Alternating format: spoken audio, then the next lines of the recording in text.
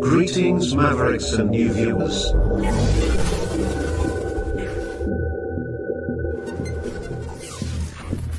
Tonight, direct and live from the Maverick News Network World Studios. This is Maverick News with Rick Walker.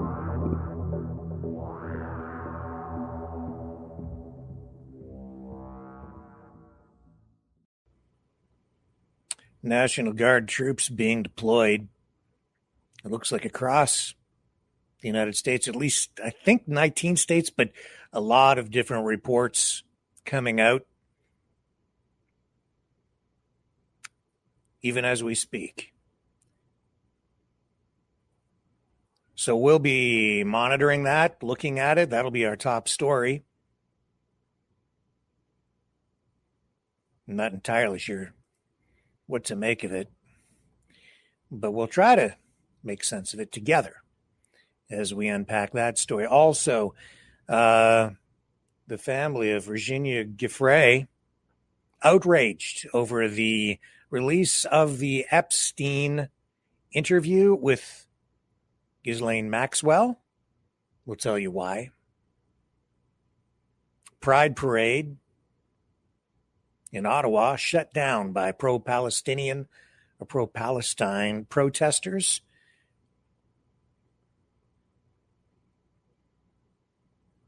So the alliance there showing cracks.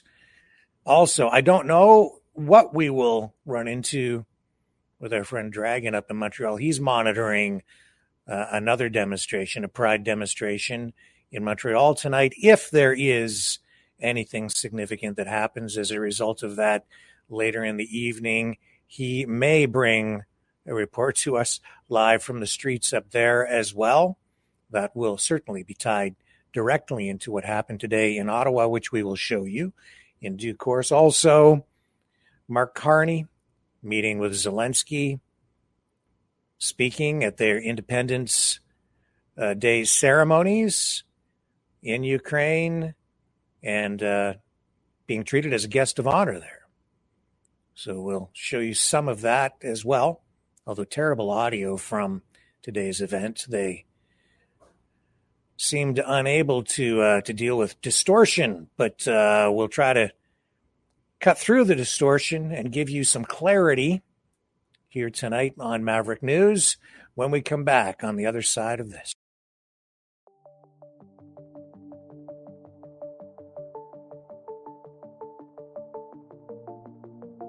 Greetings, brave Mavericks. Our quest for truth continues. We go beyond fake news. Together we expose propaganda.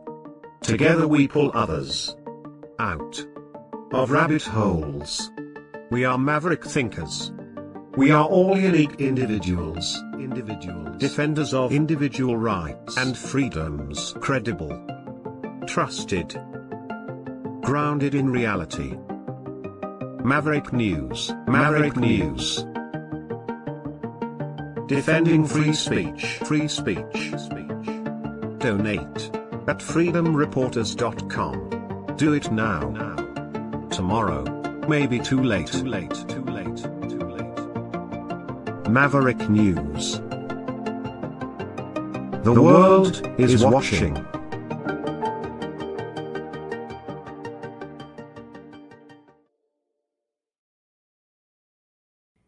So I'm promising clarity, but honestly, I shouldn't promise clarity, because this story about Trump deploying National Guard troops to other cities beyond Washington, D.C. is evolving. It's breaking news at this hour.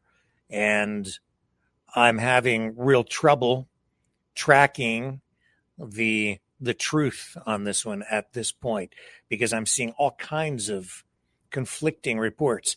Everything from he's not deploying troops to he is deploying thousands of troops to 19 different states, to reports of him threatening to deploy troops, to backtracking on deploying troops. I can tell you that as of this hour, there are credible reports that he is going to deploy troops. He's in the process of doing that, certainly targeting Chicago and Baltimore. So I think the most prudent thing to do at this moment is to simply just do a Google search and see what the latest headlines are from various news outlets and try to make some sense of this. Of course, this is all part of his effort to, as he puts it, crack down on crime. And here are the headlines as of this hour. Trump, BBC, Trump threatens to send National Guard to Baltimore to clean up crime. Times Now, just 28 minutes ago, Trump threatens to deploy National Guard troops to Baltimore. The Guardian, that's 8 hours ago, Trump manufactured crisis to justify plan to send National Guard to Chicago. Washington Post, 20 hours ago, Pentagon plans military deployment in Chicago as Trump eyes crackdown. The Independent, just 20 minutes ago, Trump threatens to cut bridge funding and send troops to Baltimore.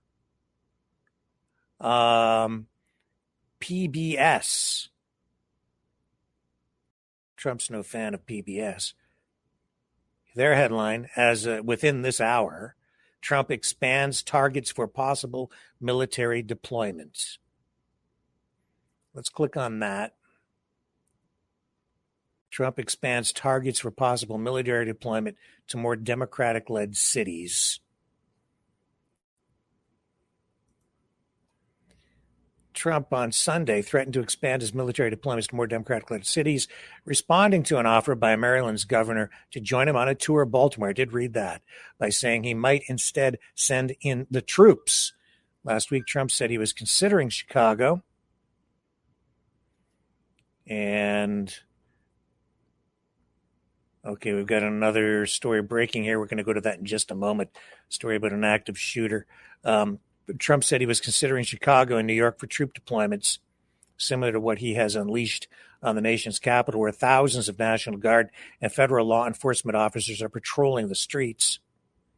Trump made the threat to Baltimore in a spat with Maryland Governor Wes Moore, a Democrat who has criticized Trump's unprecedented flex of federal power aimed at combating crime and homelessness in Washington. Moore last week invited Trump to visit his state to discuss public safety and walk the streets. Yes, that's all in line with what I've been getting in various news reports. I think that's all very credible. Now, before we dig into that more, we're going to come back to this, but let me just check this, because apparently we have a breaking story. More breaking news as of this hour. Looks like an active shooter on Columbia USC campus. I'm going to want to save that clip, so let me get you the latest down here. And if you have been on Rumble Channel 2 of late, you'll see that it is not entirely functional, and you probably want to go over to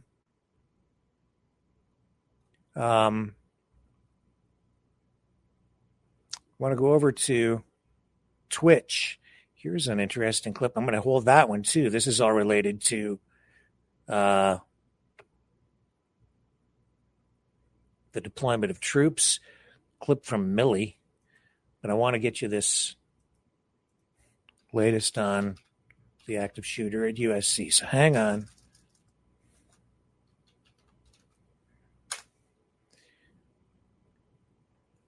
Trying to keep up with the news, but it's moving so fast today that it's virtually impossible for a one-man crew here. Hopefully we get something in from Dragon later in the broadcast. So USC active shooter.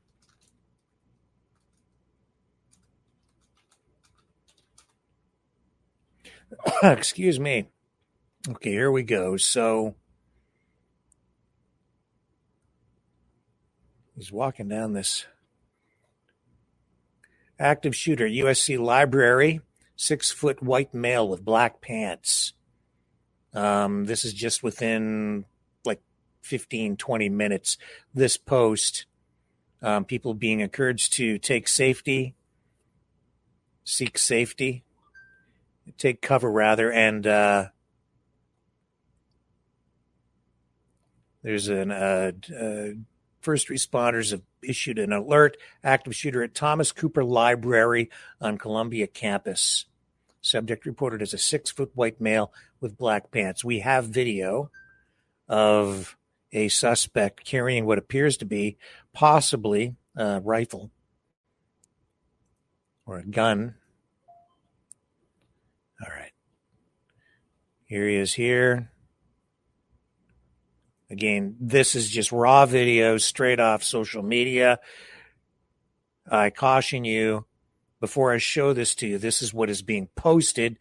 I cannot confirm if the person in this video is indeed the active shooter. This is being posted as a possible suspect. The audio down is just wind noise. And as you can see, carrying what appears to possibly be a gun in his left hand, swinging it and walking in a very casual manner. Let me just see what else I can find out on this.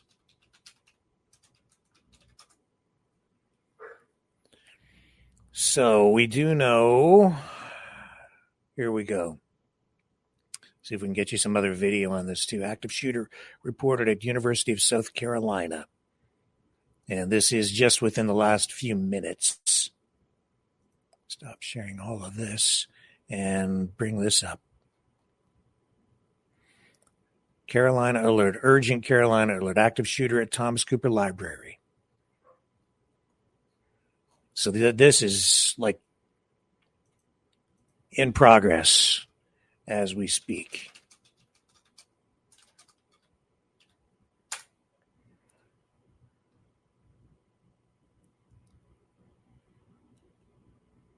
And 6 minutes ago, WTOC reporting no evidence of active shooter. Police respond to active shooter. 41 minutes ago, 25 minutes ago, another headline, USC shooting reports, active shooter at Thomas Cooper Library. And 6 minutes ago, WTOC saying no evidence of active shooter. What is that all about? Let's see here. Multiple police departments responded to an active shooter situation.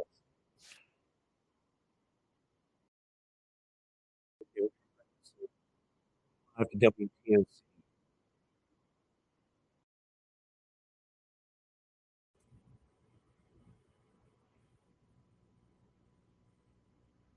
Here we go. Live now. Law enforcement resources to assist in this investigation.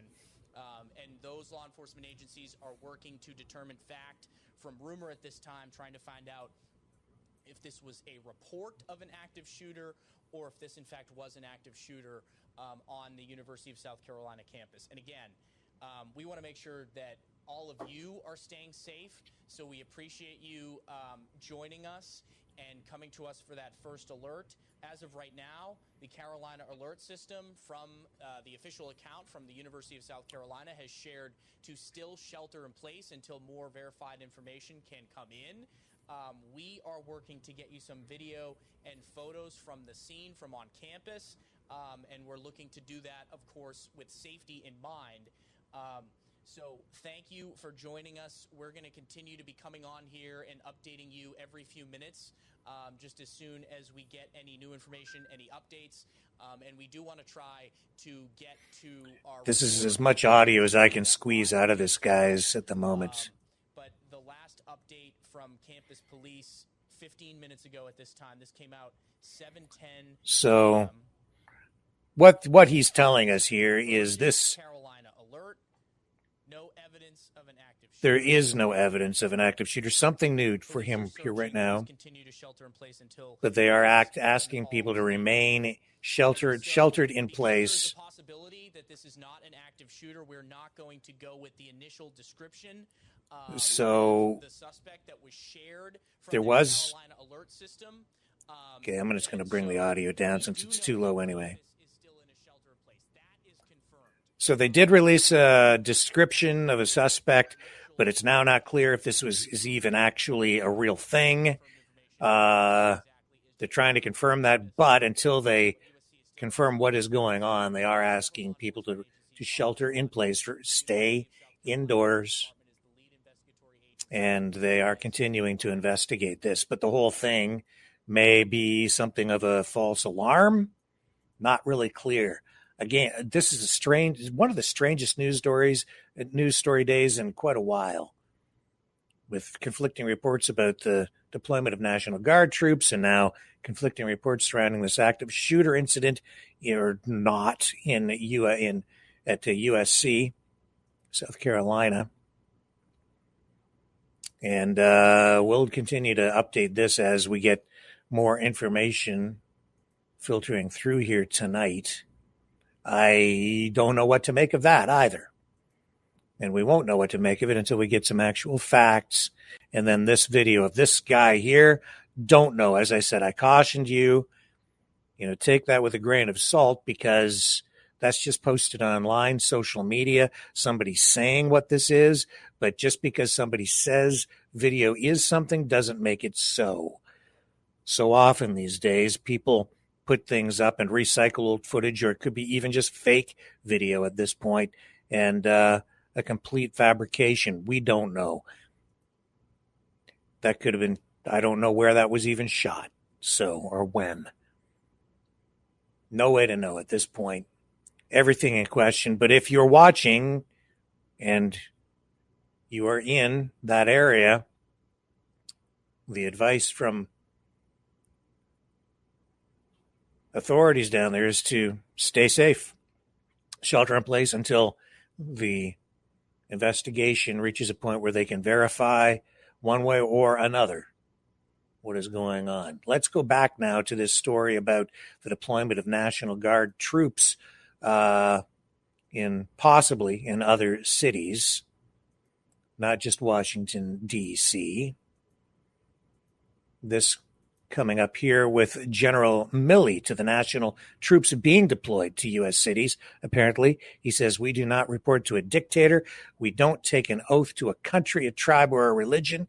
We don't take an oath to a king or a queen or a tyrant or a dictator. We don't take an oath to a wannabe dictator. We've taken an oath to the Constitution. Have not watched this previously. I haven't vetted this audio clip, so I don't have full context, but it is being posted tonight in some way in relation to all this going on. I'm going to run it, and it's related to Hegseth revoking General Milley's security detail and orders review. So I'm going to run this, and then we'll come back to these other pieces of information surrounding all of this. And so many different ways to interpret or process what is going on with all this. Here's Milley's clip. We don't take an oath to a country. We don't take an oath to a tribe. We don't take an oath to a religion. We don't take an oath to a king or a queen or a tyrant or a dictator. And we don't take an oath to a wannabe dictator. We don't take an oath to an individual. We take an oath to the Constitution, and we take an oath to the idea that it's America, and we're willing to die to protect it. So again, difficult for me to keep up with everything going on with regard to this story, but so I don't fully know what the context is surrounding that clip. You can draw your own conclusions, some of them fairly obvious, but I'm not sure about timing, and we'll come back to it. So let me scan over here. And again, all this happening, breaking in real time tonight. So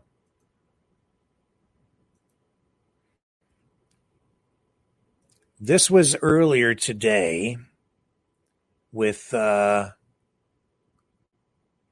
former mayor. Let me get you the clip. Right here. Okay. Former mayor of Chicago, Lori Lightfoot, discussing the possibility of National Guard troops being deployed to Chicago. A political adversary for Trump, to be sure. Lori Lightfoot on ABC today, being, the news magazine program day, where you get the long form interviews on Sundays with the newsmakers and the hosts of those Sunday afternoon news interview programs. Such was the case here on ABC today. Let's bring it up. And here we go. Former Chicago Mayor Lori Lightfoot. Lori, thank you so much for spending your time with us this weekend. So what's your immediate reaction to the possibility of the National Guard being deployed to Chicago? Well, obviously it would be a terrible mistake, but as we've seen throughout his political career, and particularly this second term, President Trump likes breeding chaos and fear.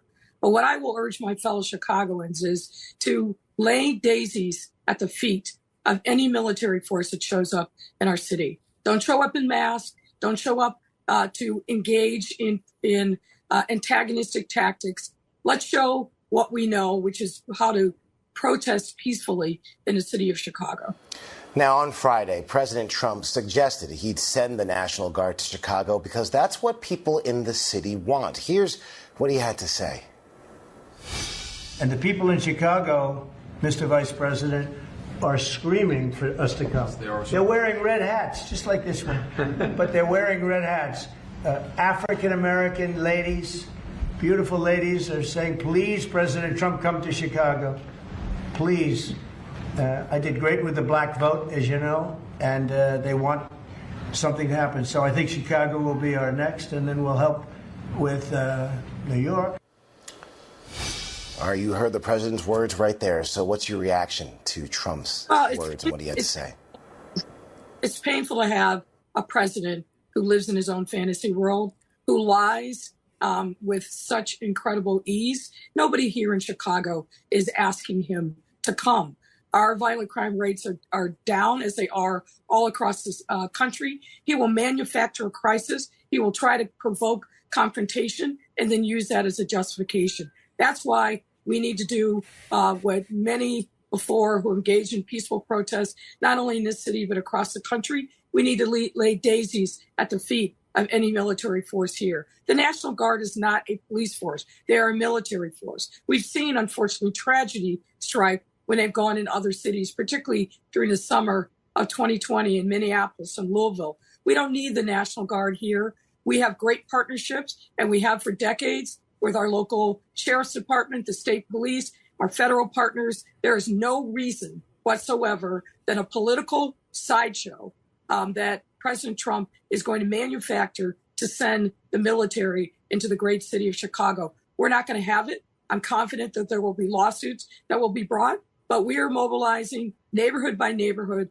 to make sure that our residents actually feel safe, that our small businesses do not suffer economically, as has happened in other cities, but we'll be prepared to push back on what is an absolutely illegal authoritarian action on the part of this president. Now, when you were mayor in 2021, you actually asked then U.S. Attorney General Merrick Garland to send ATF agents to Chicago for 6 months, as well as more federal prosecutors and federal marshals. So should Chicago welcome help from the National Guard as well? What's the difference here? No, the difference in the summer of 2020, we were awash in illegal guns, and we needed additional support from the federal government to frankly step up and do its job. That is far different than what the experience is that we're talking about now. And that was actually not Merrick Garland in 2020. That was under the Trump administration. What we said is, look, if you really want to be a partner with us, help us stop the flow of illegal guns. Pass federal common sense gun control measures. Of course, no support from the federal government for the things that we actually needed were forthcoming. So it's an apples to apples situation. And again, the National Guard is not a police force. They are a military force. They are trained not to de-escalate, not to build relationships with community in a time of crisis. What they're trained to do is put down a threat with lethal force. That is not what we need in this moment in Chicago. Now, we've welcomed the National Guard. They were great partners and friends of ours through COVID, through other national disasters. That is what they were built to do domestically in communities. They are not a local police force, and that's got to be very clear. We don't need them to do policing on the streets of Chicago. And I was referring to under the Biden administration in 2021. But I do want to ask you this then. You said that's not what Chicago needs. So what does Chicago need right now? Chicago needs to make sure that federal funds to shore up our social safety net, whether it's from Medicaid, whether it's for food programs, whether it's support for after-school programs. That's where we need the federal government to step up and do its job. But what we don't need is a manufactured crisis where the military is here. So Donald Trump gets this visual of acting like he's the commander in chief and taking over control of local cities. That is a stage act. We don't need that. We need him to focus on doing what he said he would do, which is to lower gas prices, to lower grocery prices, to make sure that we're not involved in any more foreign wars. All the things that he promised that he was going to do, he's failed miserably. So this is a distraction from the fact that in 9 months, he has failed to do his job as president of the United States. Now, within those 9 months, President Trump has sent or threatened to send troops to L.A., D.C., Chicago, New York, and now Baltimore. So why do you think those cities are on his list? Well, it's obvious, isn't it?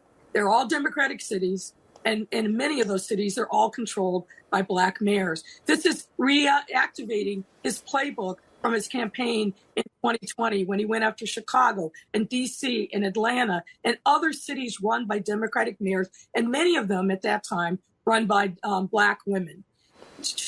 Trump does not believe the cities are his allies, and so he wants to attack us, even though cities across this country are 80% of the GDP. The American economy would crater without the resources and economic firepower that cities bring to bear. He doesn't care about that. He wants to make sure that we submit to his will, and that is never going to happen in the city of Chicago. Now, I will say right now, lawsuits are still playing out over the president's National Guard deployment in Los Angeles. So are there any lessons Chicago can learn from L.A.? Well, I think there's lessons that we can learn from LA and from DC, but also going back to 2020. We have to fight him in the courts. We have to fight him peacefully. There's not a civil rights protest movement that has gone through this country in the last 100 years that hasn't either emanated in Chicago or that Chicago hasn't been a big part of, whether it's the labor movement, whether it's women's right to vote and choice, whether it's the disability rights, environmental, you name it. We are ground zero for a lot of that peaceful protest. We're going to draw upon that history and make sure that we make people see on a national and international stage, one, that Chicago is a great American city. Number two, that we do not submit to dictators and that we are handling our business ourselves. Former Chicago Mayor Lori Lightfoot, thank you for your time. I have to say, it seems bizarre. I know that they have problems in many of these cities with crime. Crime's always a problem. But to bring in the National Guard like this in so many cities,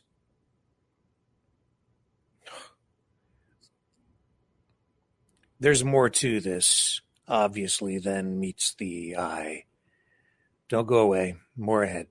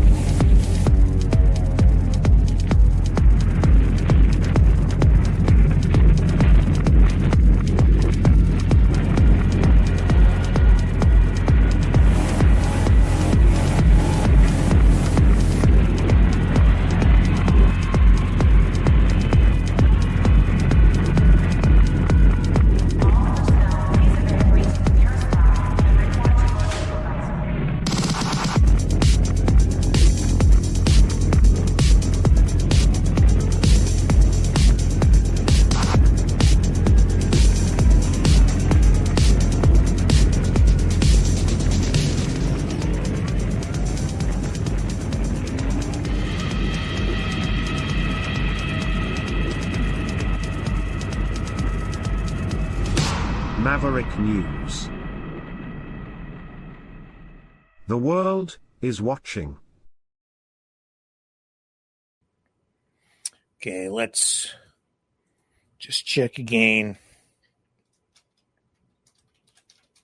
See if I can get you anything new from Carolina Alerts.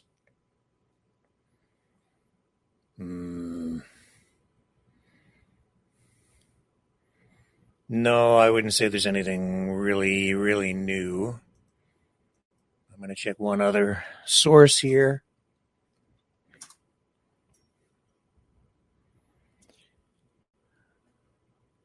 I'm on it for you.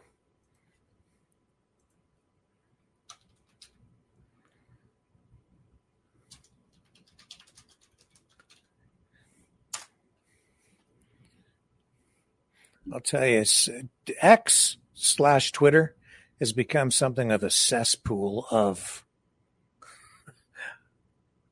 information. I'm looking for information on this, and I went into X just now, and something from some adult conference or something. I don't know. I won't even tell you what I saw, but it's. I would say keep your kids off X. So I'm going to bring this up and show you what's being posted on social media. But again, I caution you, anything I'm showing you is to be, again, just absorbed with a great deal of skepticism, because it's possible all of this may be the result of an inaccurate or erroneous report of an active shooter. It may be real, may be true, or maybe not. But we see here, again, this picture of this alleged possible suspect, and it may not be, but this is what's being posted. Some people saying it might be a gun. We see people sheltering in place here in this other video, and we have a video now of law enforcement at the scene. So let me bring this up again. Here's the alleged possible active shooter. I work here. I have to keep people safe. Okay, so go back. So this is shot from the campus. Go this way. There's the alleged possible suspect again. I don't know if that's a gun or not. He's walking awfully casually for somebody strolling along with a weapon in his hand. And here's... I'm not gonna shut the fuck up and hide, no. I work here. I have to keep people safe.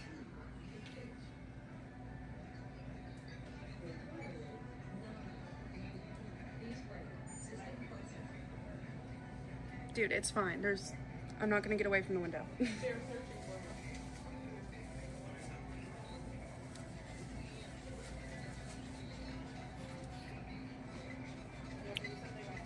I'm gonna stay here because if people run towards the door, I'm gonna let them in. We know what the guy looks like. See? Like, I'm not gonna leave her out there. Come in.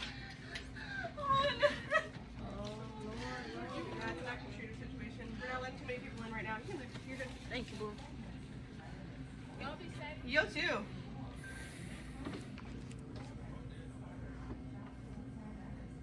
That's crazy.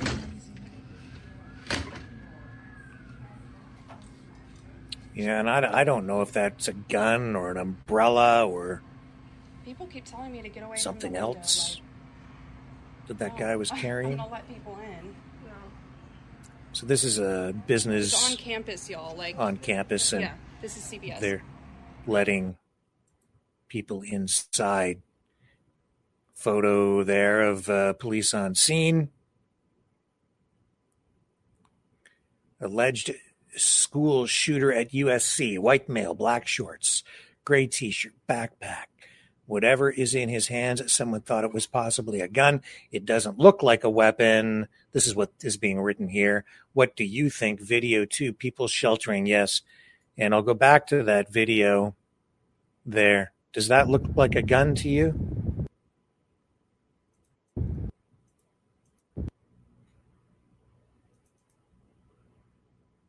Some sort of a strap to it. It doesn't look like it has a lot of weight to it. I mean, from this, it's hard to eat. No, I don't know. I just don't know. Okay, let's just pull this down off the screen.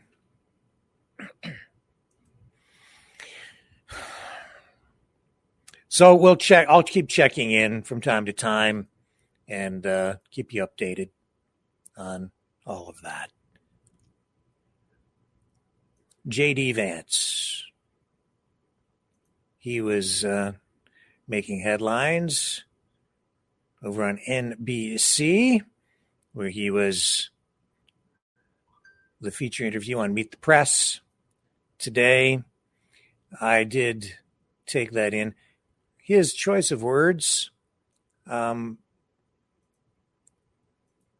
carefully chosen. I'll put it that way. He kept using words like aggressive and energetic. Those were the two key words that he kept bringing up. He says that he's optimistic, energetic diplomacy will end the Ukraine war. We have the interview here. I've got it queued up, and I want to unpack some of this for you tonight. There we go. All right. Let's bring them up. Little bit of a technical challenge here, getting J.D. Vance up on the screen. But they touch on a few issues here, Ukraine being most prominent in the interview today. Okay. All right, I've just about got it so that we're ready to come on. Thank you. It's wonderful to be here, and we really appreciate the time with you. We have a lot of topics to get to, but I do want to start with some breaking news. We've learned that the FBI is searching the home of former Ambassador John Bolton, his office as well. Sure. Can you tell me, why is the FBI raiding Ambassador Bolton's home and office, and did the White House get a heads up? Well, so we're in the very early stages of an ongoing investigation into John Bolton. I will say we're going to let that investigation proceed. What I can tell you is that unlike the Biden DOJ and the Biden FBI, our law enforcement agencies are going to be driven by law and not by politics. And so if we think that Ambassador Bolton has committed a crime, of course, eventually prosecutions will come. But as you know, Kristen, this is all part of gathering evidence, trying to understand something that we're worried about. And of course, I'll let the FBI comment on the next stage of the investigation. What's at the root of this? Is this about classified documents? Well, again, I'll let the FBI speak to that. Classified documents are certainly part of it, but I think that there's a broad concern about Ambassador Bolton. They're going to look into it. And like I said, if there's no crime here, we're not going to prosecute it. If there is a crime here, of course, Ambassador Bolton will get his day in court. That's how it should be. Nothing political about this at all. But again, our focus here is on, did he break the law? Did he commit crimes against the American people? If so, then he deserves to be prosecuted. As we have this conversation, has Ambassador Bolton been detained, taken into custody, arrested in any form? So this news just broke this morning, and the FBI, I haven't talked to the FBI this morning. I don't know the answer to that question. I assume that he hasn't been detained and won't be detained until there's actual prosecution, if that actually happens. As you know, Ambassador Bolton is a frequent critic of President Trump's. He's also on Kash Patel's enemies list. The administration has already revoked his security clearance, Secret Service protection. Is Ambassador Bolton being targeted because he's a critic of President Trump? No, not at all. And in fact, if we were trying to do that, we would just throw out prosecutions willy-nilly like the Biden administration DOJ did, prosecutions that later got thrown out in court.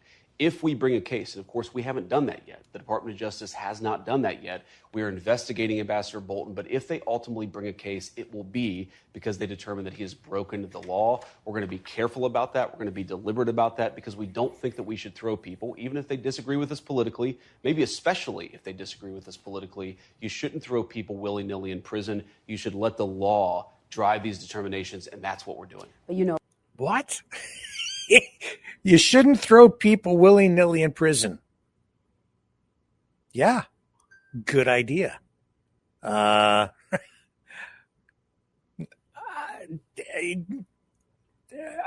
What he says, it's like it's not matching with what we're seeing on the street, and I'm not sure.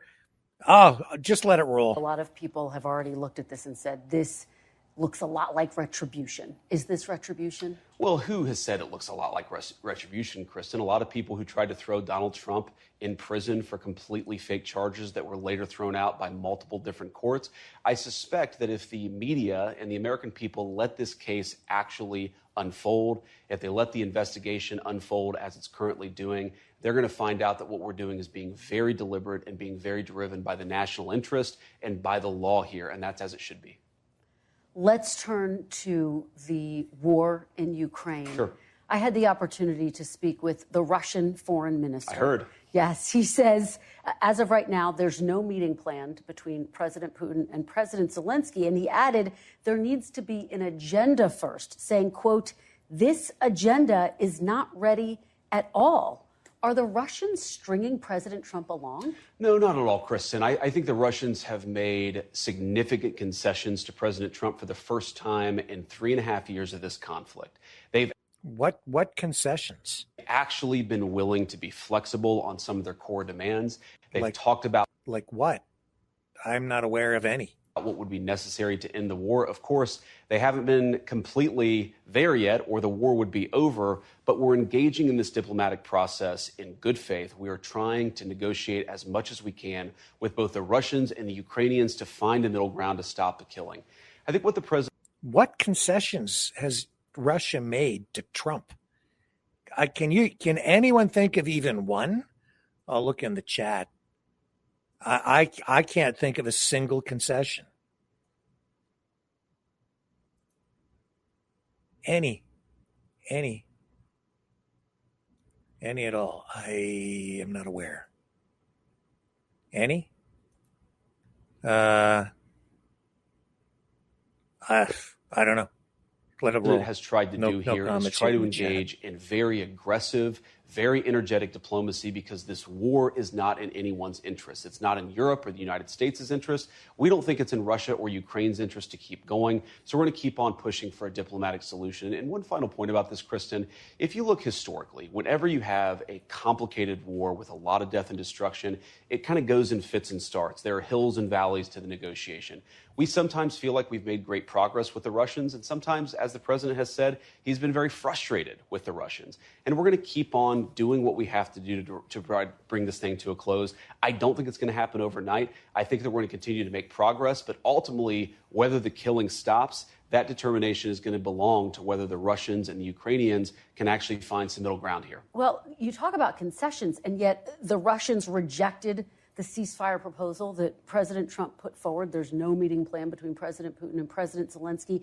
And this week, Russia targeted an American factory in Ukraine. There were 600 people inside at the time. No one was killed. What makes you think President Putin is serious about peace? Well, I didn't say they conceded on everything, but what they have conceded is the recognition that Ukraine will have territorial integrity after the war. They've recognized that they're not going to be able to install a puppet regime in Kiev. That was, of course, a major demand at the beginning. And importantly, they've acknowledged that there is going to be some security guarantee to the territorial integrity of Ukraine. Again, have they made every concession? Of course they haven't. Should they have started the war? Of course they haven't. But we're making progress, Kristen. And what I admire about the president in this moment is he's not asking 3.5 years ago. He's not, trying to focus on every nitpicky detail of how this thing started 3.5 years ago. He's trying to focus on the nitpicky details of now, of what do the parties disagree on, what do they agree on, and how do you build a foundation from one side of that ledger to the other so that you can stop the killing. But was President Trump, were you enraged when you learned that Russia targeted an American company based in Ukraine? I don't was like that not it, a slap Kristen. in the face I to the don't. peace I don't process? like it, Kristen. But this is a war, and this is why we want to stop the killing. The Russians have done a lot of things that we don't like. A lot of civilians have died. We've condemned that stuff from the get-go. And frankly, President Trump has done more to apply pressure and to apply economic leverage to the Russians, certainly than Joe Biden did for 3.5 years when he did nothing but talk, but do nothing to bring the killing to a stop. So you ask me what I'm enraged by. What I'm enraged by is the continuation of the war. What I'm enraged by is a presidency and Joe Biden who for 3 years did nothing to end the killing. What I'm actually excited about right now is that we have a president who's engaging in energetic diplomacy to try to stop the killing. That's as it should be. I think the American people should be proud of it. And whatever the outcome of this, whether the war ends in 3 months or 6 months or hopefully not beyond, but maybe, we should be proud that we have a president who's trying to stop the killing. He's done it, by the way, 6 wars that the president has brought to a close all over the world. This would be the 7th. He threatened to bring in secondary sanctions, first over 30 days, then over 10. Then he got the summit in Alaska. The deadline passed. He did nothing. The summit took place. He stopped talking about it. No additional sanctions put in place. He basically tacoed out again. It's the most complicated, but we're trying despite that. I had the opportunity to interview Secretary Rubio last week, and he said he actually doesn't think that new sanctions would force Putin into a ceasefire. Are sanctions now off the table, Mr. Vice President? The sanctions aren't off the table, but we're going to make these determinations on a case-by-case basis. What do we think is actually going to exert the right kind of leverage to bring the Russians to the table? Now, you said sanctions were not going to lead to a ceasefire. I think that's obviously correct. If you look at the way the Russians have conducted themselves, they don't want a ceasefire. They don't want a ceasefire for complicated reasons. We, of course, have pushed for a ceasefire. But again, we don't control what Russia does. If we did, the war would have been over 7 months ago.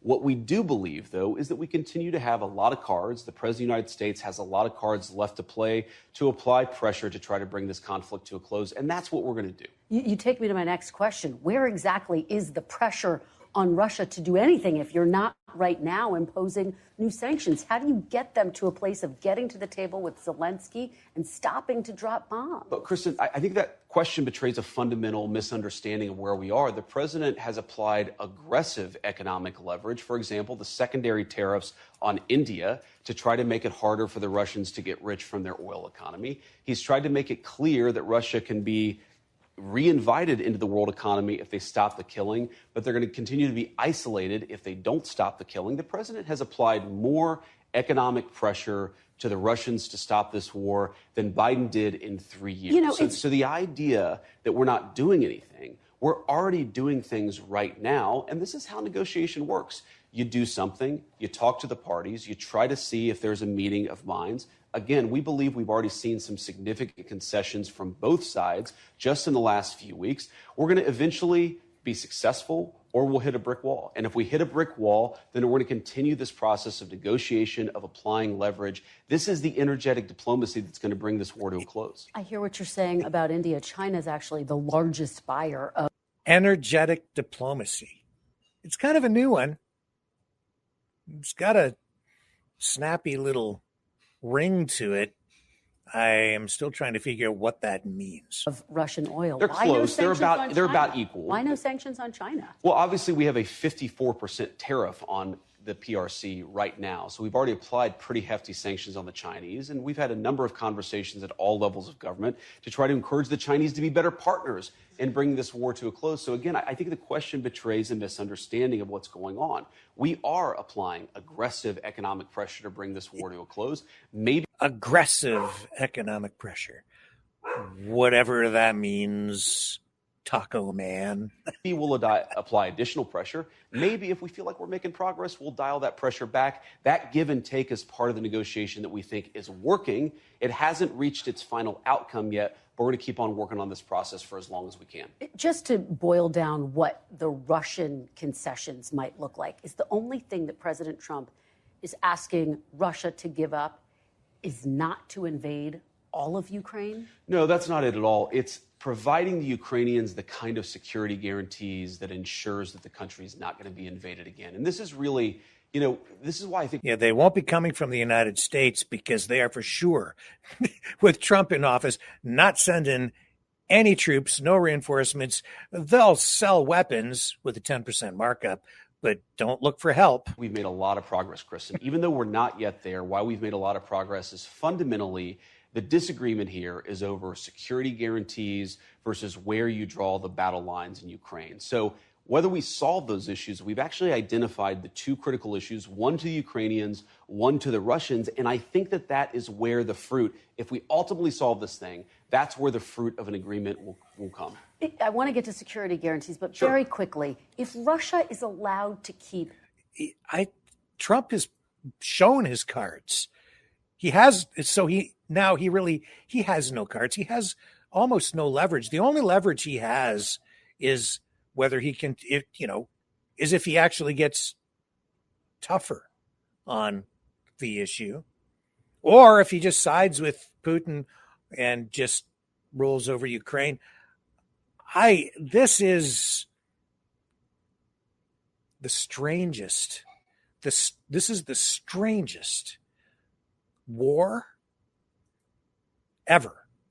Any of the territory that it illegally seized, what message does that send to China? Does it give China a green light to invade Taiwan? Does it give Russia a green light to invade other European countries, which is what your European allies are concerned about? Well, first of all, the Ukrainians are going to ultimately make the determination about where you draw the territorial lines in their own country. But, Kristen, this is how wars ultimately get settled. If you go back to World War II, if you go back to World War I, if you go back to every major conflict in human history, they all end with some kind of negotiation. We're actually not active parties in the negotiation. We're effectively mediating.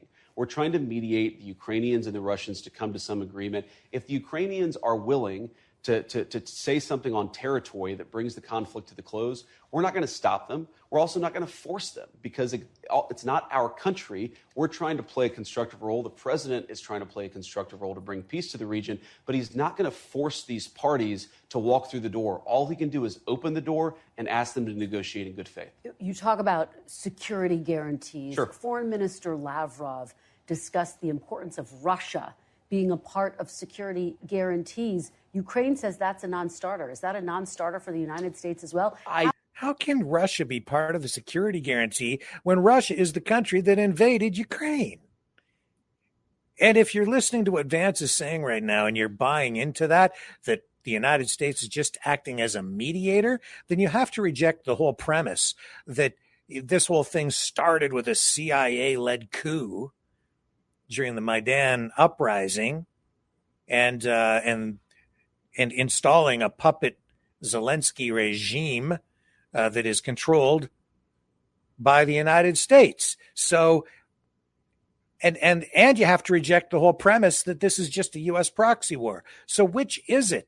Because if you're on the side of J.D. Vance, you're probably of the mind set that this is a U.S. war against Russia, or at least it was. Now it isn't. If the U.S. is there because they are heavily involved, but to what degree?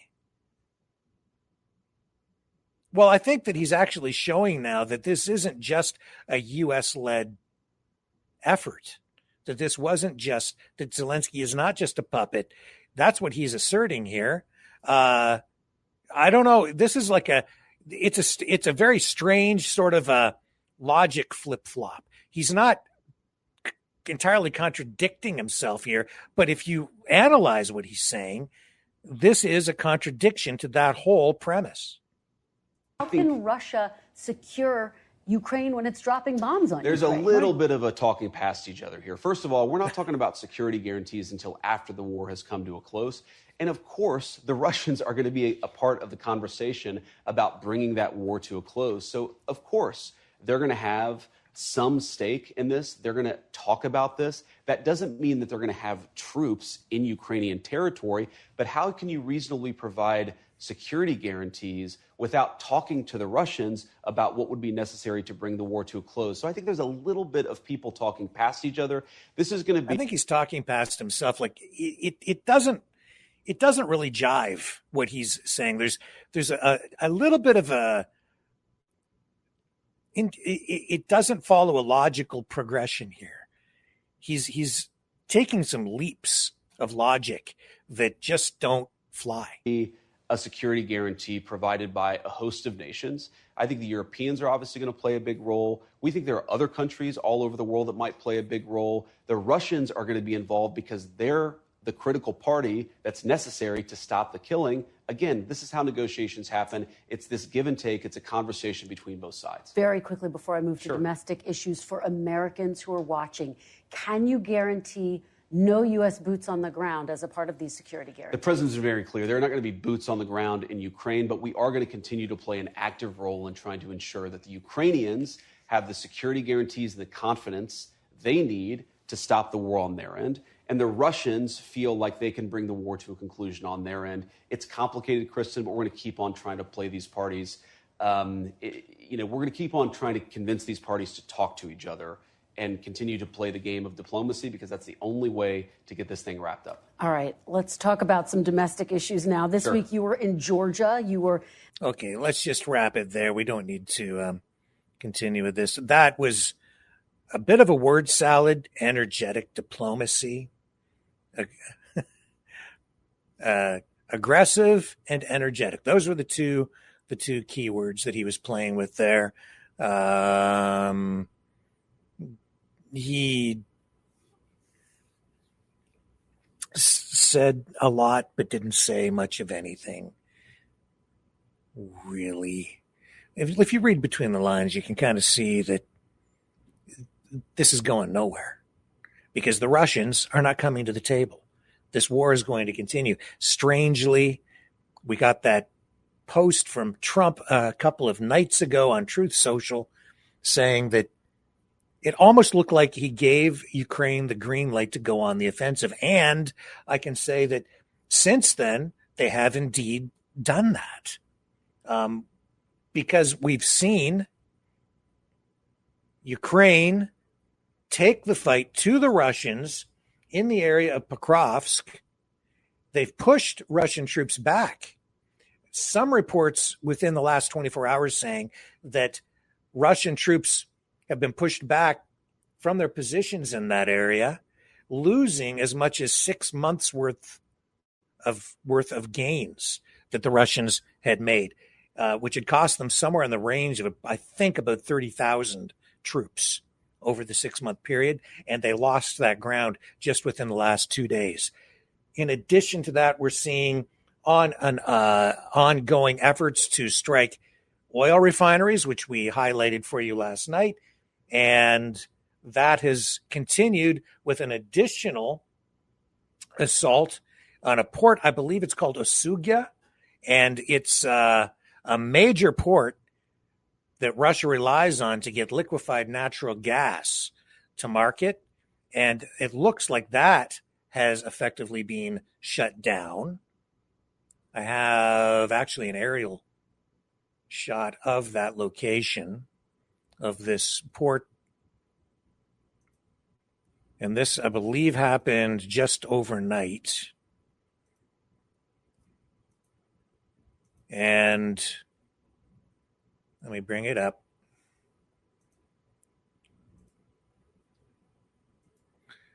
So this is the port. So Ukraine is having a major impact on Russia's energy business now, not just oil, but liquefied natural gas as well. This puts a major dent into the economy. We have also shown you that this week Russia began to ration gasoline, and we are getting very credible reports out of various parts of Russia where that is indeed happening, including in Crimea. And that may actually be the result of Trump signaling to the Ukrainians through Truth Social, go ahead, go on the offensive, because he said that under Biden, Ukraine never had permission to strike inside Russia. And how can you win a war when you're not allowed to strike back against the enemy? Paraphrasing, but that was just the gist of it. Then I saw other media reports saying that Trump had basically given Ukraine the green light. Media inside the United States not really reporting on it in quite that way, and it was only a single post. Then the next day, Trump kind of coming out with softer rhetoric, back to kind of where he was before. So you're getting this mixed messaging, and actions speak louder than words, and you're seeing results inside Ukraine as these peace negotiations seem to be falling apart. And Trump's saying that very soon he's going to come up with some sort of an announcement, a major announcement with regard to all of this, after he assesses who is really to blame for what is going on in Ukraine and who's to blame for peace being circumvented. I also take note of what happened with there was an attack on this U.S. factory inside Ukraine over the past 24 hours. And that also upsetting a lot of people on the American side. But Vance, in that interview on NBC, downplaying all of that, saying, well, that's the way war is. And that's why we want to stop the killing. So I think some people hoping that the attack on that U.S. factory by Russia inside Ukraine, and apparently there were 600 people in that building, none of them killed, fortunately, but the attack itself, I think some people were hoping would maybe prompt Trump to take a more aggressive stance on the whole Ukraine issue at this point. Well, that remains to be seen. So a big word salad from J.D. Vance. Maybe that's because maybe he needs to do that in order to keep negotiations ongoing. But it just seemed like he was running around in circles to me in that interview. And to get to the truth of the matter, you really have to kind of read between the lines. So also today, Mark Carney from Canada speaking at the Independence Day events in Ukraine. Now I have the whole speech, not going to run it, and Zelensky's remarks as well, because those remarks coming through an audio system where the audio is just completely distorted. So they had some technical problems there as that broadcast was taking place. But I do have this clip from an alternate feed where the audio is cleaned up considerably. And here he says that Canada is the largest per capita donor to Ukraine. And he says that the support for Ukraine will continue. And here we go. Mr. President, dear friends, my message today is simple. Canada will always stand in solidarity with Ukraine. Canada, under my predecessor, Prime Minister Justin Trudeau, has become the largest per capita contributor of financial aid to Ukraine. Today, I come here with the honor of leading Canada's new government. And I commit that Canada will remain by Ukraine's side in your fight for independence, sovereignty, and freedom. Okay, I am going to just take note here that was edited and is coming from just so you're aware of the context and the perspective here, that was edited and is posted on an anti-Carney X platform. Let me just come on over here and show you this as well. Okay, here we go. So Carney went on to say that from his perspective, Putin can be stopped.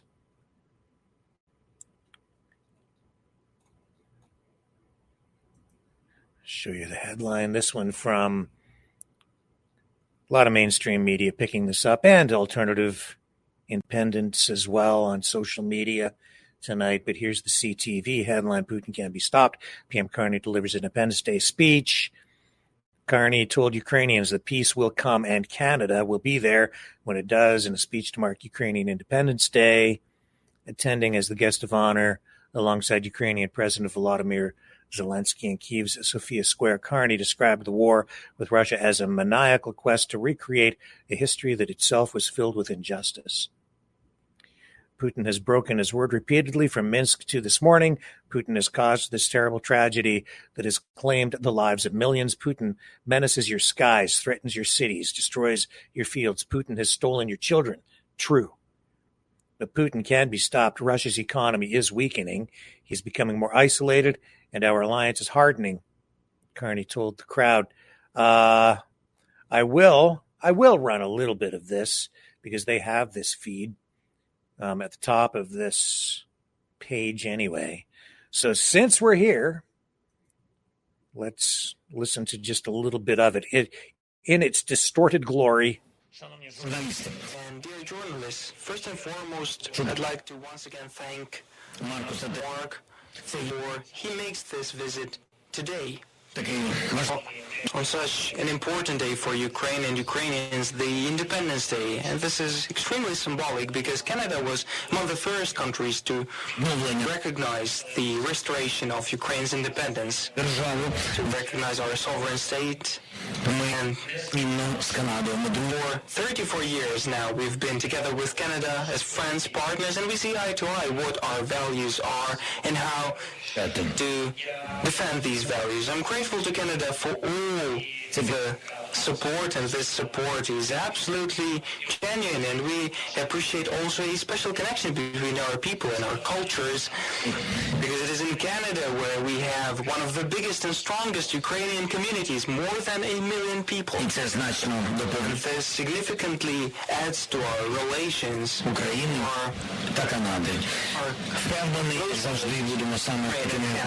sure that we will always be such close nations. Thank you. But today, Mark's visit is not limited to only symbolic things. He had a very substantial meeting. There are important, significant documents, clear agreements, the action plan on realizing the security agreement in our country, also an agreement on administrative help in customs affairs, which was signed on the level of our ministers, and also the agreement on drone selection. Isn't this awful audio? You enjoying this? You are well aware of it. Now the times are that each day matters and must be substantial. We've spoken about diplomacy, about all our contacts and opportunities with partners. I've informed about. Okay, oh my gosh, that's terrible. See if it gets any better down the line here.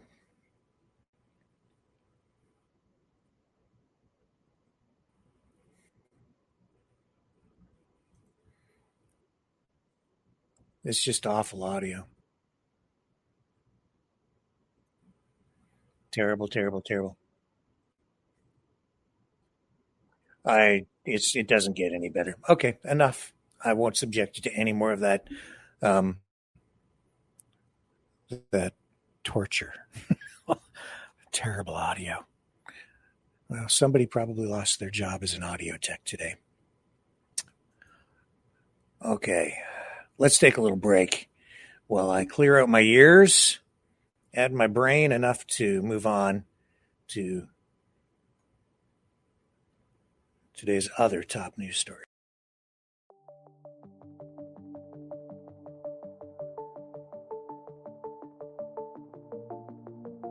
Greetings, brave Mavericks. Our quest for truth continues. We go beyond fake news. Together we expose propaganda. Together we pull others out of rabbit holes. We are maverick thinkers. We are all unique individuals, defenders of individual rights and freedoms, credible, trusted, grounded in reality. Maverick News, Maverick News. Defending free speech. Free speech. Donate at freedomreporters.com. Do it now. Tomorrow may be too late. Maverick News. The world is watching.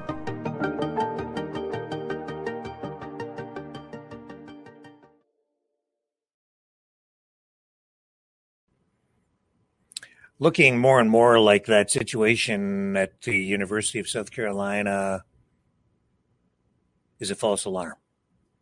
But until we confirm, until you're able to confirm, if you're down in that area, shelter in place tonight.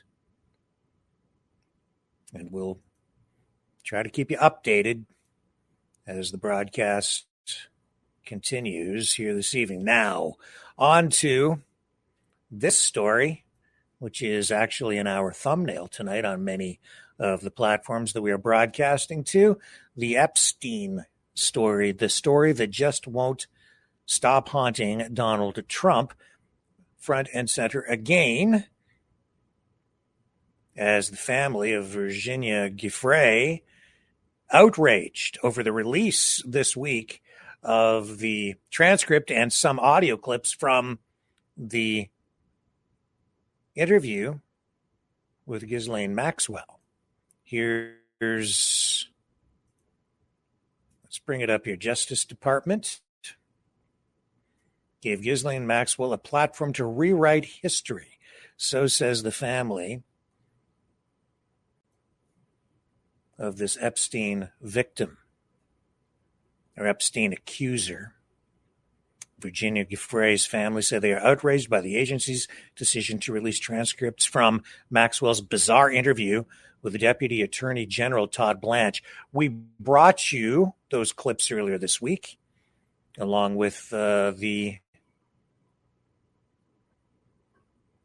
visual transcript text from some of that interview, in particular the areas where she references Donald Trump specifically and Bill Clinton. Says here, family members, this is on NBC, by the way, with this story. These guys, I think, dominating the headlines and the breaking news this weekend, certainly on this News Sunday. Family members of a prominent Jeffrey Epstein accuser, they say here, said they were outraged by the Justice Department's decision to release transcripts from Ghislaine Maxwell's testimony last month to a federal prosecutor, arguing it provided Maxwell, quote, a platform to rewrite history. The quote continues, the content of these transcripts is in direct contradiction with felon Ghislaine Maxwell's conviction for child sex trafficking. The family of Virginia Roberts Giuffre said in a statement. The family added, this travesty of justice entirely invalidates the experiences of the many brave survivors who put their safety, security, and lives on the line to ensure her conviction, including our sister. Deputy Attorney General Todd Blanche last month questioned Maxwell, who is serving a 20-year prison sentence on sex trafficking charges, for 2 days as part of a stated effort by the Trump administration to uncover more information about Epstein's crimes. The Justice Department on Friday released audio and transcripts of the 2-day interview during which Maxwell disputed several allegations of wrongdoing against her and Epstein, including by Giuffre, who died by suicide in April. Giuffre accused Maxwell of grooming her to be sexually abused by Epstein and trafficked to several of his powerful friends, including Prince Andrew, Duke of York. Giuffre separately sued Andrew in 2021, alleging he sexually abused her as a minor, which he has denied. The two later settled the case for an undisclosed amount in 2022. And during the interview with Blanche last month, Maxwell said Giuffre's allegation against Andrew doesn't hold water and disputed key facts in the case, including an alleged photo of Giuffre with Andrew. Quote, I believe that this whole thing was manufactured, and I can point you to some potentially corroborating evidence of this, Maxwell told Blanche. Giuffre's family accused the Deputy Attorney General of not sufficiently challenging Maxwell's assertions during her testimony, suggesting that by publicly releasing the interview, the Justice Department provided Maxwell the opportunity to dispute her case in the court of public opinion. Quote, during Todd Blanche's bizarre interview, she is never challenged about her court-proven lies, providing her a platform to rewrite history, the family statement reads. Maxwell also said she never witnessed any inappropriate conduct, which we heard in the clip that we ran for you on Friday. Any inappropriate conduct from any man, including Donald Trump. She denied the existence of any incriminating client list of individuals who benefited from Epstein's crimes and maintained her innocence after being convicted of sex trafficking in 2021. So which way is it? Is she guilty, not guilty? Did these things happen, not happen? She was convicted, so there must have been evidence, or was the whole court case just cooked up? Was it all a fabrication? In which case the justice system would then be under scrutiny and possibly a whole sham.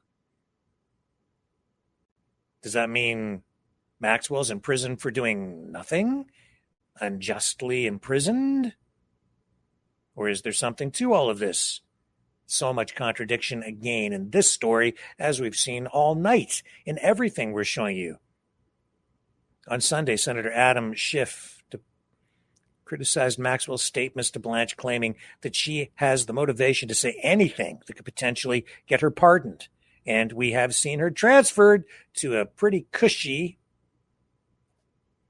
new place, new digs, where she's got it, on Easy Street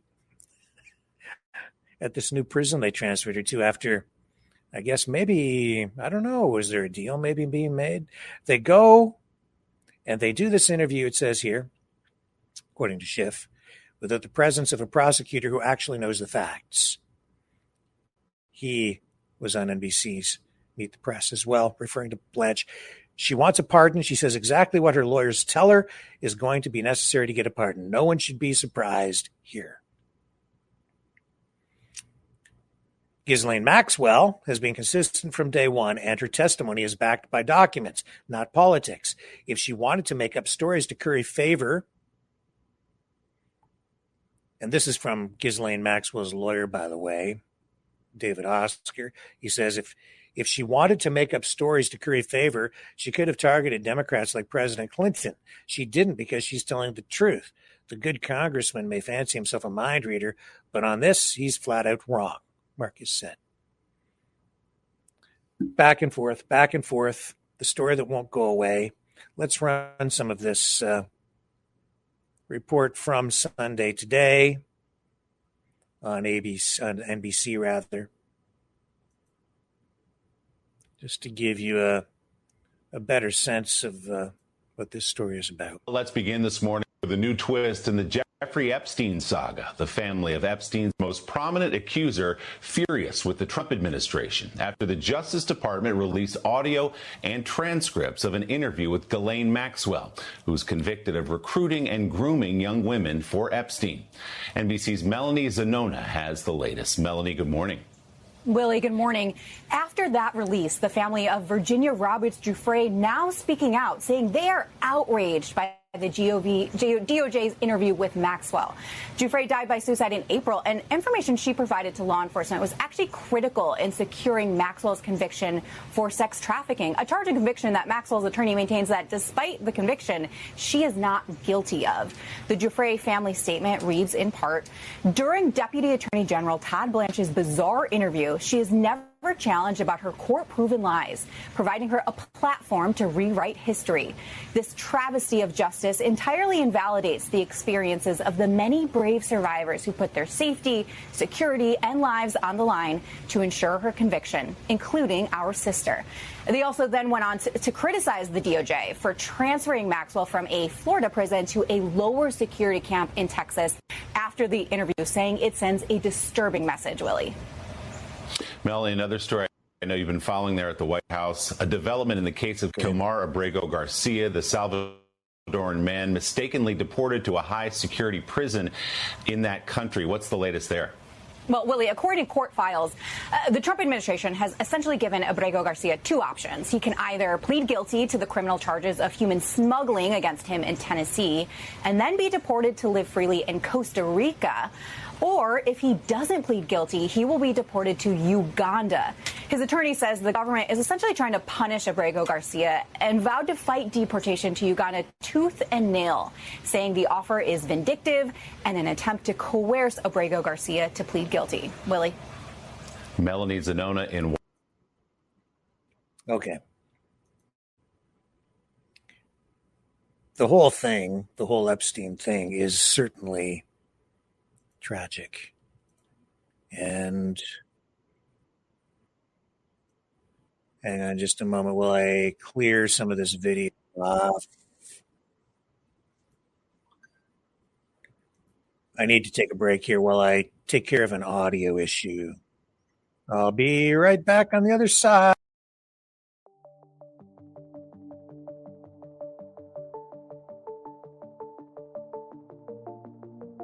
Greetings, brave Mavericks. Our quest for truth continues. We go beyond fake news. Together we expose propaganda. Together we pull others out of rabbit holes. We are maverick thinkers. We are all unique individuals, defenders of individual rights and freedoms, credible, trusted, grounded in reality. Maverick News, Maverick News. Defending free speech, free speech. Donate at freedomreporters.com. Do it now. Tomorrow may be too late. Maverick News. The world is watching.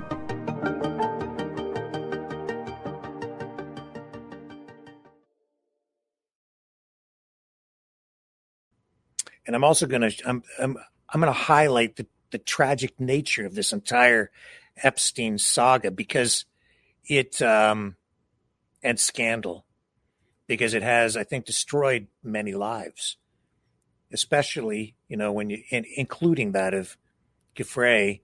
And the way she died was also something that was immersed in contradictory reports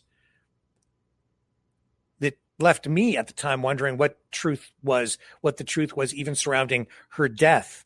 And at the time, you may recall, and this goes back, I think, to April, where we received these reports that she had been involved in this very serious car crash. And then she passed away. There were all kinds of conflicting reports about what the circumstances were surrounding all of it.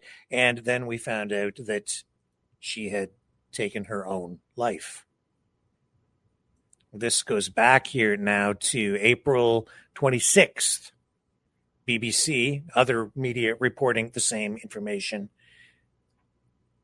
Giuffre, who accused Prince Andrew and Jeffrey Epstein of sexual abuse, died by suicide at age 41. Many people not aware that she took her own life, because many people still believing that she was the victim of some sort of car accident. And then there were all kinds of conspiracy theories that spun up as a result of that, where maybe she was targeted and killed as a result of this car crash. Maybe someone intentionally collided with her. All kinds of conspiracies spinning around it. This report here indicating that Giuffre was one of the most outspoken accusers of sex offender Epstein and Ghislaine Maxwell, his former girlfriend. She alleged they trafficked her to the Duke of York when she was 17, which Prince Andrew has strenuously denied. And then if you scroll down, it says she lost her life to suicide after being a lifelong victim of sexual abuse and sex trafficking, they said in this statement from relatives. The statement described the mother of three as the light that lifted so many survivors and said she died on Friday at her farm in Western Australia. West Australia police said they were called to a home in Nergaby, in the Nergaby area on Friday night. This is back in April, where Ms. Giuffre was found unresponsive. In a statement, they wrote, "The death is being investigated by the major crime detectives. Early indication is the death is not suspicious." And then it says here, and this is related to the reports of a car accident. 3 weeks ago, Ms. Giuffre posted on Instagram to say she had been seriously injured in a car accident, which her family later said she had not intended to make public. Local police later disputed the severity of the crash. So again, just very strange circumstances surrounding just a victim, not just of Jeffrey Epstein or the other people involved in it, but the whole media circus that has evolved, that was created as a result of all of the abuse and the tragedy and the politics. It's really gross. You know, someone very profoundly once said many years ago that if fascism ever comes to America, it'll come in the name of liberalism.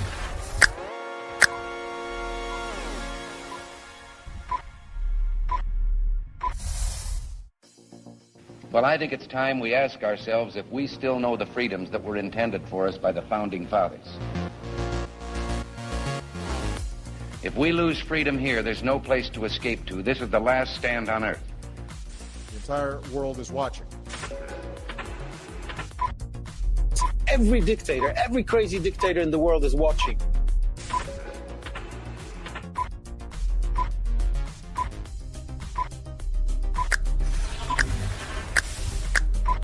The world is watching. On TV, the entire world is watching. On social media. But the entire world is watching, and yes, they are seeing what we have apparently bravely been willing to say that others are thinking. Stand for freedom. Literally stand for freedom. Let's get this done. The entire world is watching. We're at war with the most dangerous enemy that has ever faced mankind in his long climb from the swamp to the stars. Maverick News. Maverick News. Maverick News. Let me have more control of my own destiny. The world is watching.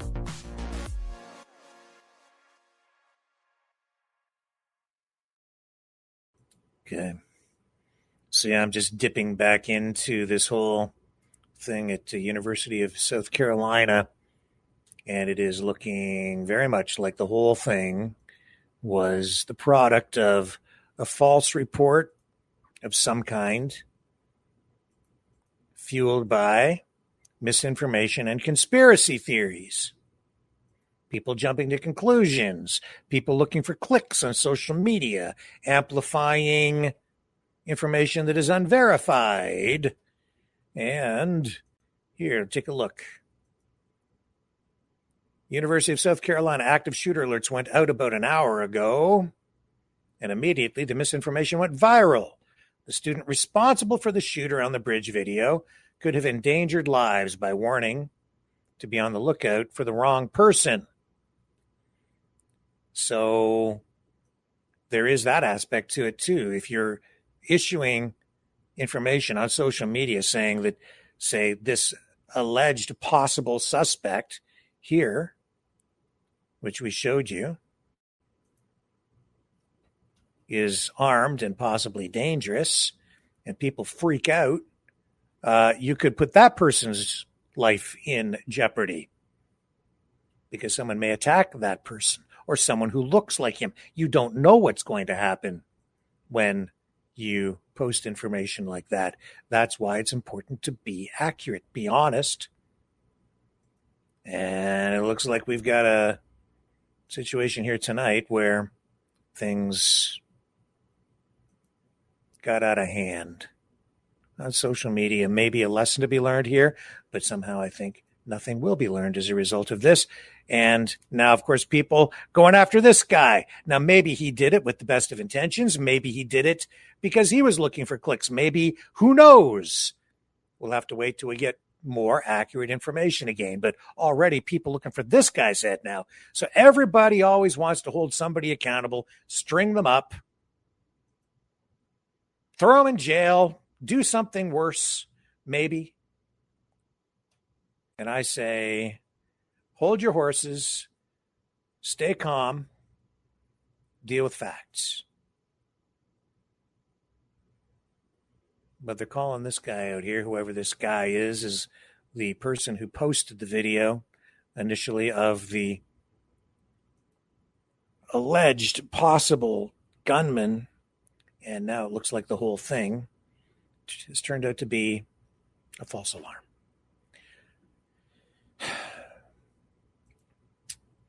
Frustrating. Information, it's powerful. Got to be careful with it. Be responsible. Be truthful, be honest, be accurate. When it comes to news, be first whenever possible, accurate without exception. That's why I was warning you, like it was a story because it had gone viral. But I said, remember, take it all with a grain of salt. This is an alleged possible gunman, University of South Carolina. So the alerts went out, authorities warning people, take cover. You know what happened. Now, off to Ottawa we go. Let me see if I can get you the video here that I had queued up. I'll try to get you the latest stuff. Where we saw today's Pride parade shut down by pro-Palestine protesters. Quite a bit of video coming out of there today. It was canceled partway through, and I guess everything was okay for about the first hour and a half, and then there was some sort of disruption with pro-Palestine protesters. We'll bring you some of the video from the event there today.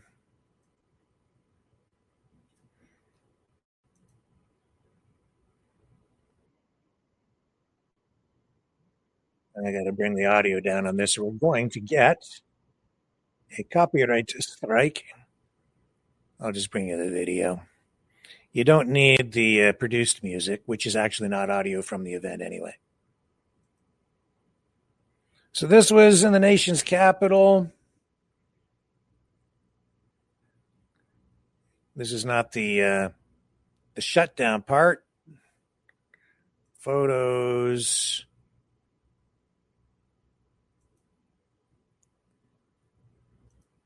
Let's do a little Twitter scroll, shall we? Jewish Ottawa posting these photos from the parade. And this was 5 hours ago. Pride Parade Group has been just informed by Fierte Cap Pride that, see how I say my French with a Spanish accent? In Kanakistanian language. The Ottawa Pride Parade is canceled due to a protest. And here we go. Our pride, it belongs to us. The village. We are the village. We are claiming our pride. It belongs to us as a queer community. And we are going to wait until Capital Pride is accountable to us. Capital Pride has to commit to next steps in solidarity with Palestine, just like other prides around the world have done, just like Tokyo Pride. Boycott, divestment, sanctions. Capital Pride has already committed verbally.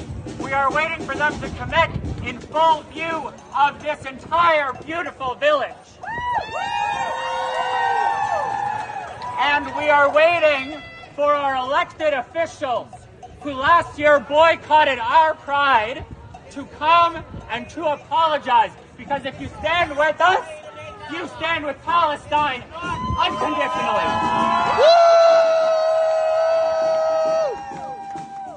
Have fun, folks. This is a party. This is our space. We are claiming it. Circulate our friends throughout the parade. Support us. And we will wait until we have justice. Okay, here's more video.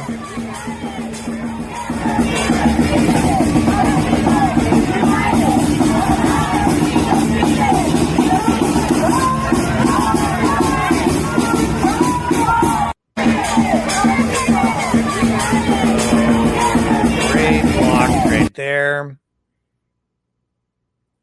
So this guy, Avi Abraham Beniolo or Benlolo. Sorry, I can't pronounce the name. The most hypocritical thing of all is that gay rights would not be tolerated in Gaza or Ramallah, it says here, but it's welcomed in Tel Aviv and Jerusalem. They stand for tyrants and barbarians instead of with civilized society in Israel. Shame. Bringing up this, what is this? Oh, it's the CBC article. Pride parade canceled after being halted by pro-Palestinian protesters. Are you seeing that on the screen? Let me bring you the page that link took us to. There it is. Put it up. So we have CBC saying Ottawa's annual Pride Parade was canceled Sunday after it was halted by a local pro-Palestinian advocacy group that blocked the road and demanded to negotiate with organizers. The group Queers for Palestine, Ottawa Q4P, halted the parade, quote, with the permission of the Grand Marshal, the organization said in a press release issued Sunday, just as the parade was stopped. This is what a village looks like, and we heard the address from that protester with the megaphone. They also demanded Mayor Mark Sutcliffe and other elected officials apologize for the 2024 boycott of the Capitol Pride and called on them to stand with us and all oppressed peoples, including Palestinians. No pride in genocide, says the banner. Let's go back to the Twitter scroll. See what else has been posted. Here's Daisy. Behind me, and as you can see, there's a little more room here than there was. This thing has been stalled out here on Wellington Street for over an hour, at least an hour. Just got word from OPS, the entire thing is canceled. Palestinian protesters took this thing over on Wellington from the very start. They've basically jammed the whole thing to a halt. The entire parade has been canceled as Palestinian demonstrators have taken over the front and stopped it. People saying to me in recent weeks that they're upset with all the Palestinian protesters that they're seeing on the streets. And I have said to some, you might be surprised when you find out who's actually behind the masks. Quite often it's not Palestinians at all. We'll continue the scroll here. All the more special this year, it says here. This is posted by True North Eager Beaver Media, whatever that is. And all the more special this year, given, it says here, the parade route goes in front of the Parliament buildings once again, because Pride started as a protest and the job isn't done yet. So, okay, you're kind of looking at it like a protest being protested by a bunch of protesters protesting something a little bit unrelated to the whole Pride thing anyway, but politics is a very strange thing. Oh my, okay, didn't need to see that. And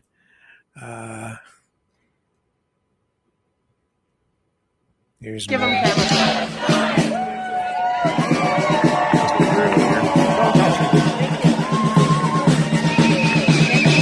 blockade again.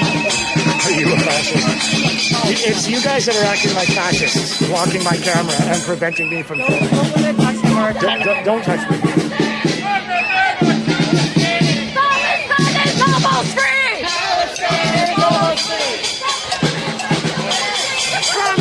What's going fine, man? Albania is fine, but...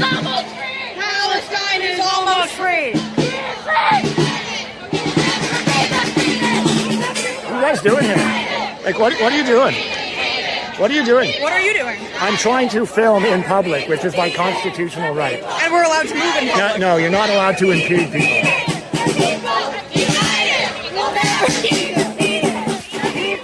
United! Guys, He's touching me. God, If you are going to move me, I will move you. God, stop touching me.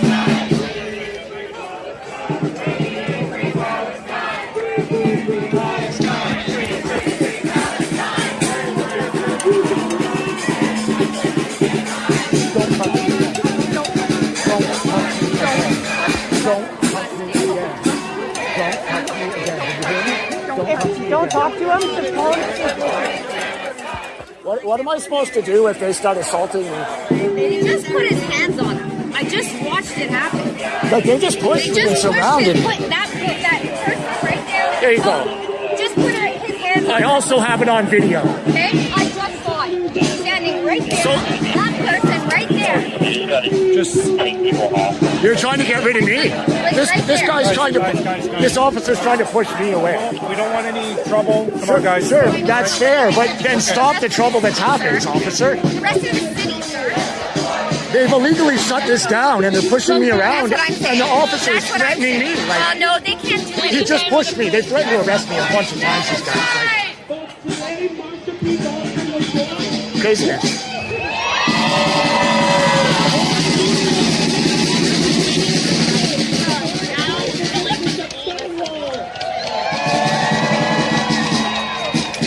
Okay, we already have your face.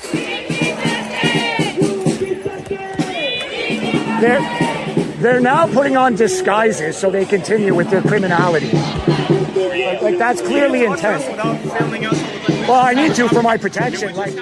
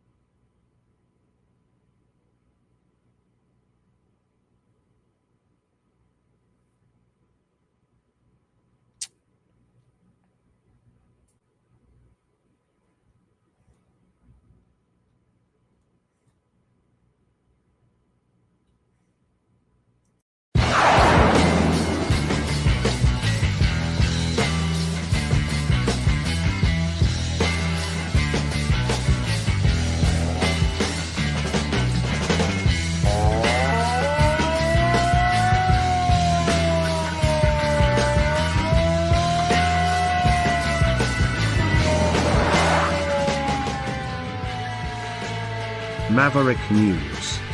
Fighting for freedom. You know, the battle over the wildfires in Canada continues. Everybody knows what's going on, pretty much. Got a lot of fires and a lot of smoke. I think air quality is still kind of an issue. And we've seen pressure from U.S. politicians saying Canada needs to do a better job of managing forest fires. Yeah. And then I heard earlier today reports about wildfires in the U.S. So I thought, well, there's something maybe we should take a look at tonight. So we're going to do that right now. Let's go to the National Fire News website. National Interagency Fire Center. Here it is. Seems wildfires are not simply a Canadian problem. National Preparedness Level 4. August 24th, across the country, this is the USA, more than 17,400 wildland firefighters and support personnel are assigned to incidents. These men and women leave behind their families and friends to work long hours in tough conditions, protecting lives, homes, and public lands. Their dedication makes a difference every single day, and one of the best ways we can show our gratitude is by preventing new ignitions. There are 50 uncontained large fires burning across the United States today, with nearly 1 million acres already burned this year. Hot, dry, unstable weather continues across much of the West with very low humidity and thunderstorms that could bring both lightning and gusty winds. These conditions mean that any spark, whether from people or nature, has the potential to grow quickly. Predictive Services has fuels and fire danger advisories in effect for several Western states, underscoring the importance of safe choices outdoors. Please make sure campfires are fully out, secure trailer chains, and follow local fire restrictions. The 2025 National Fire Year themes remind us that it takes all of us, keeping firefighters, support personnel, and the public safe, reducing smoke impacts, working together to protect communities, and being responsible when we enjoy public lands. Your choices this weekend matter for the safety of our landscapes and communities in the days ahead, and for helping firefighters and support personnel return home safely to their families.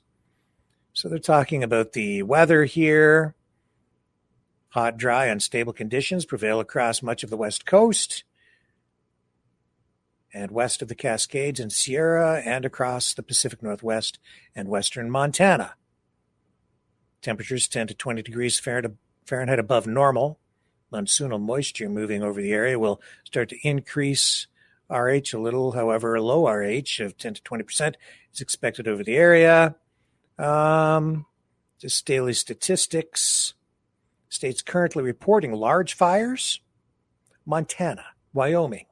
So Montana has 10, Wyoming has 6 major fires, Idaho 6, Arizona 5, Colorado 5, Utah 5, California 4, Washington 2, Oregon 1, Louisiana, New Mexico, Nevada, Florida, Hawaii, and Texas all have at least one major fire, but it looks like in 2 cases the fires have been contained. Acres from all active large fires, 993,371 acres. Year-to-date statistics, fires 45,177. Is that right? Acres, 4,052,850 acres affected by wildfires in the United States this year, 2025, as of today. Well, I find these statistics to be very interesting. Very interesting indeed. Because I've heard so much about how Canada, according to some influencers out there, are saying that our government has been setting these fires in Canada on purpose to, I saw one guy the other day say that it was our fault, that we were smoking out the Americans on purpose. But it seems that they have similar problems south of the border. Yes. Well, we've seen it in California, right? Yes, we did. Where Los Angeles itself was directly affected by wildfires that got out of control. So it's not exclusive to Canada. A heavily forested country, second largest country by landmass in the world, with massive, massive forested areas. And yes, arson a factor, other things also contributing to wildfires. So I just hope that that helps put things in perspective. The United States, also a huge country, large landmass, lots of naturally forested areas, vulnerable to wildfires, and we're getting them right now because it is wildfire season across the United States. Thus, Smokey the Bear. In fact, you know what? Let's go find us one of those old classic Smokey the Bear public service announcements. Only you can prevent forest fires. Here we go. How about this one here?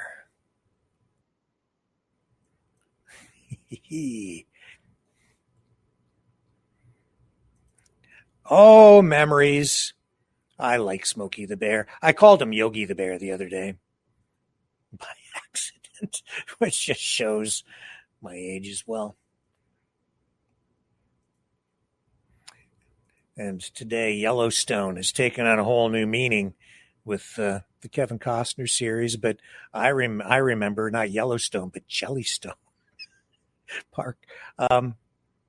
Okay, here's the Smokey the Bear PSA from the 1980s.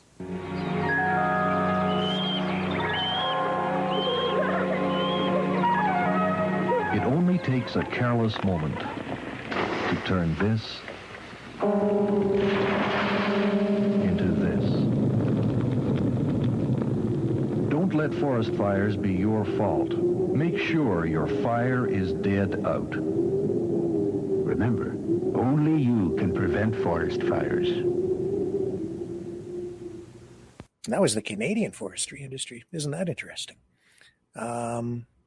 So we've been participating and cooperating with the United States to prevent forest fires for a long time, too. Here, let's find another one, shall we? Here's one from the 80s. I hope we don't get a copyright strike on this stuff. We're trying to do good here. Please don't copyright strike the channel. Mr. Copyright Strike Police Officer. Be right there. Wait. Use the shovel and bucket of water, remember? Drown, stir, drown, feel. Then make sure it's cool. Where'd you learn that? SmokeyBear.com. Brushed up on some tips before we left. Don't want to start a wildfire, right? Only you can prevent wildfires. That's right. Only you can prevent wildfires. Because just like Superman, there's a little bit of Smokey the Bear in all of us. Always use your superpowers for good, never for evil.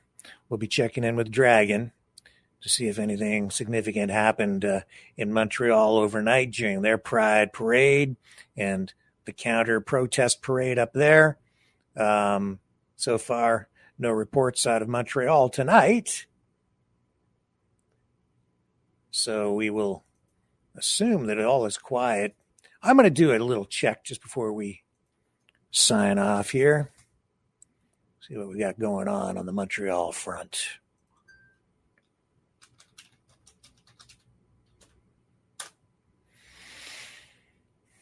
Any significant delays up there tonight? No. Everything's so far looking okay. Nothing significant, but I'm told that what's possibly going to happen up there might not happen until later in the evening after talking with Dragon earlier. And not sure. So we'll see what happens. All right, folks.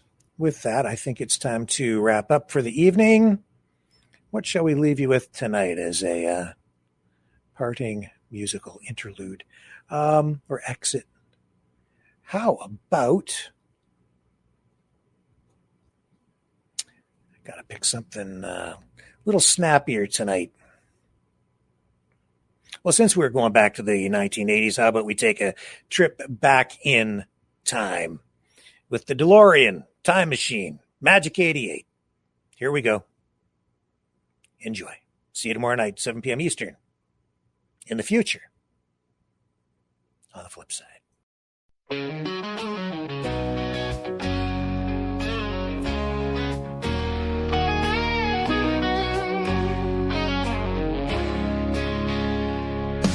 On the road, the future's in sight. The DeLorean's ready, it's time to ignite. Stainless steel with the gull-wing doors. This machine's built to break all the laws. Flux capacitor lights the way when the speed hits 88. Through the years the world will know this time machine's the star of the show. Magic 88, we're flying through time in a DeLorean, feeling so fine. With Mr. Fusion, we're set to soar past present, future, forevermore. Magic 88, hold on tight. In the DeLorean, we light up the night. Hit the gas, the roads a blur. In the blink of an eye, it's all astir.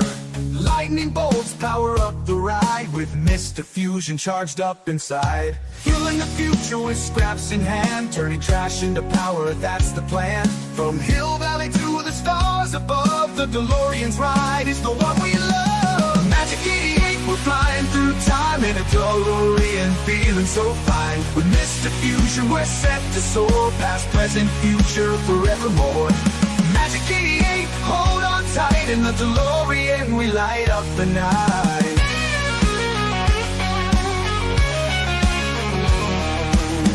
Great Scott, we're on the move. In that DeLorean, we found the groove. From Maxwell ride to Marty's scream, this car's the heart of the dream. Movie magic shining bright, DeLorean's wings ready for flight. Through history, it stole the show. Now forever, it's the car we know. Magic 88, we're flying through time in a DeLorean, feeling so fine. With Mr. Fusion, we're set to soar past present, future, forevermore. Magic 88, hold on tight. In the DeLorean, we light up the night. When you see those lights aglow and the tires blaze as the legends go, remember the ride that made us believe. With Mr. Fusion's power, we never leave.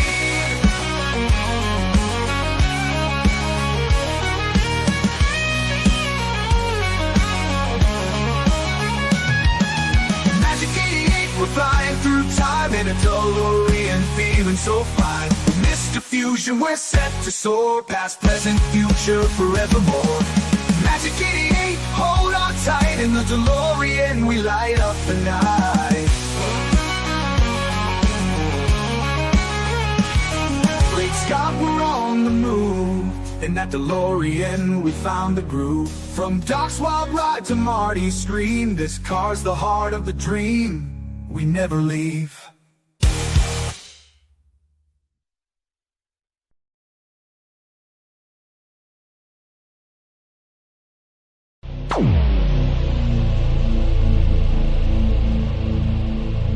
This has been a Maverick Multimedia production.